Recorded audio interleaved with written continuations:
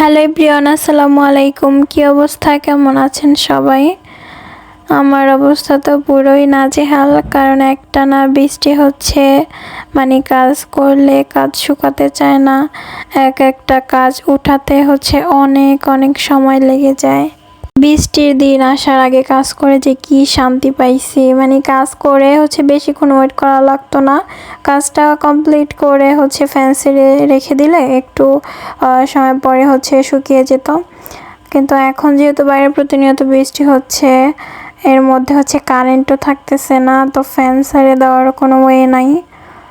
আর ফ্রেমে যতটুকু শাড়ি আটে, তো ওই রকম ডিজাইন করার পরে ওইটুকুতে অনেকক্ষণ ওয়েট করতে হয়। সকালে কাজ করলে দেখা যায় সন্ধ্যা এবং কি রাত হয়ে যায়, তারপরও কিছু কিছু জায়গায় শুকায় না পুরোপুরি।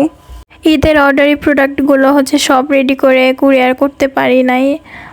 অনেকগুলো ডেলিভারি করেছি, কিন্তু কয়েকটা পার্সেলের কাজ রয়ে গেছে। কি করব বলেন, কাজ করে না শুকানো পর্যন্ত তো আর আমি আপনাদের কাছে পাঠাতে পারি না।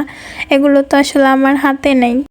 ডিজাইন করাটা আমার হাতে, কিন্তু শুকানোটা তো আর আমার হাতে না। দেখা যায় যে যদি শুকিয়েও যায়, তাহলে রাত জেগে হলেও আমি কাজ করে প্রোডাক্টগুলো রেডি করে কোনো অকেশন বা ঈদের আগে সব পার্সেলগুলো ডেলিভারি দিয়ে থাকি। কিন্তু এবারে বৃষ্টির কারণে অনেকটা ঝামেলা হয়ে যায়, আর শুকানোটা তো আমার হাতে নেই, যার কারণে অনেক একটা হ্যাসেল পোহাতে হচ্ছে আর কি।